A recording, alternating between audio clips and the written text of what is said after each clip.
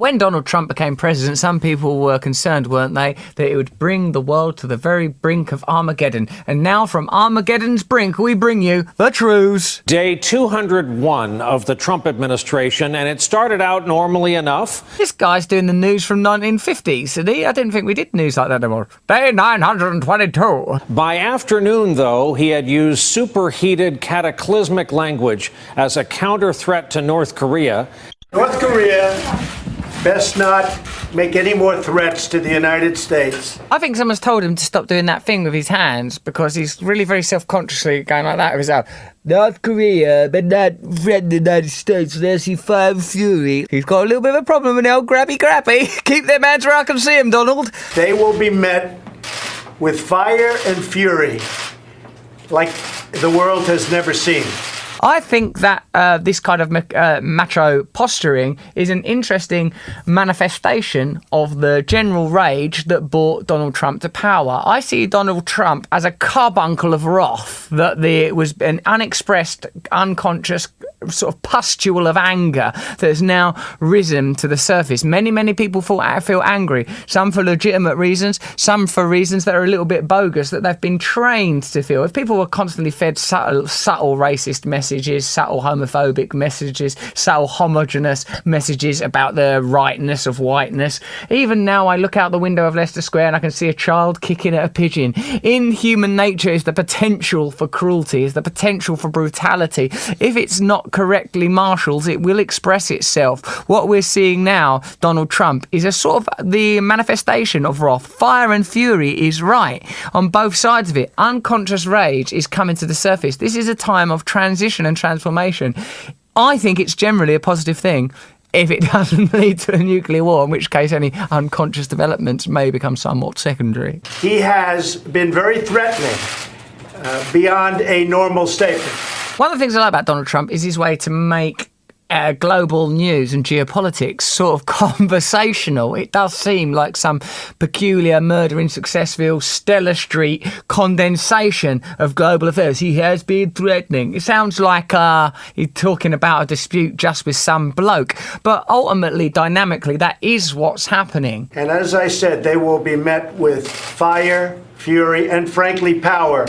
So funny, isn't it? I wonder who he does consult with and get advice from, because these are such a sort of in a way, trite words, in that they are kind of cliched. Fire, fury, they sound like computer game language or a bizarre like film franchise. Fire and Fury 7. Like, this is actual political discourse that we're witnessing. But again, the thing I can't help but think is, whilst what Donald Trump is doing, many examples, too many to list even, actually, literally now, like are sort of obviously and observably bad, I still think that he is the representative of a system rather than a rogue individual, because it's not like 4 years ago we were all in utopia having a whale of a time, people wandering down the streets hand in hand while butterflies landed on our shoulders and then this geezer turned up. No, it was heading this way. It was heading this way, and now here we are.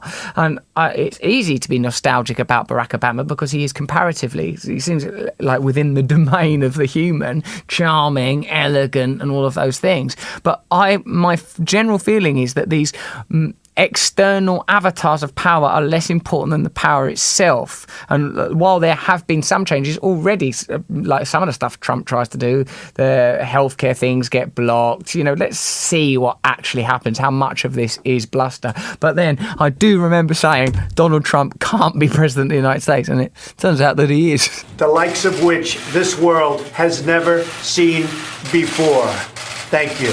That's literally a threat of Armageddon there. There it is right there. I don't think we've seen anyone. I mean, if you listen to like Churchill speeches or even Hitler speeches, or they don't really actually say stuff like that. This is not really our tradition. The sort of post Second World War or even post-Westphalian Treaty, right, guys? Like world doesn't use that kind of language, doesn't use religious language. He's not like a papal authority leading like a sort of a religious army of crusaders. This is the leader of a democratic nation. But the very fact that we've arrived at this point, and look at just behind him, the stars and the stripe and the eagle, what do these symbols and emblems mean? What do they mean? Is an indication of where we really are. Hours after that, the North Koreans threatened a missile attack on Guam. I'll do a missile attack on Guam then. Yeah, there you go. How about that? For those not familiar with Guam, it's a U.S. territory, population 168,000 U.S. citizens. There's sort of layer after layer of absurdity here because Guam is officially American soil, but it's not in the land mass that you would conventionally think of as America, like Hawaii,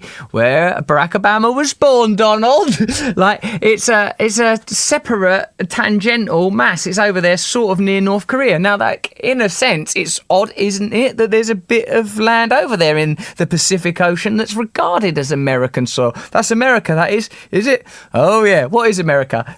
America's an idea that we're going to impose on you, and you better start agreeing with it, because otherwise it's good night. This genuine overseas threat comes at a low point in terms of public trust in this president. Just 35% of Americans say they're confident in Trump's ability to handle the situation with North Korea's nuclear program. I don't think we can really rely on public polls because he's elected president now. How are you feeling? Not confident. I mean, at this point, these kind of conversational tools seem somewhat redundant. And, don't you feel now that this is time for a genuine transition? My fear is that people will fall back too easily into, just can't we have a pre-Trump world? Can't we go back to a pre-Brexit land? No, because those worlds lead to this one. It points to something that's been, like I've been saying for a long while, better learned people, better educated and with better arguments than me have been saying for a long, long time. Massive, systemic change required that has to do with corporate power, media power, government power, and in a sense the breakdown of institutions as bold and as far-reaching as nation. I think that once America means Donald Trump, you have to question whether or not America is a good idea. North Korea was a problem when Trump walked into the White House when he was still a candidate last year. He did not seem to want to get involved. Now, here is what he has said about North Korea since becoming president. We'll handle North Korea. We're going to be able to handle them. It will be handled. We handle everything. We certainly do, don't we, Donald?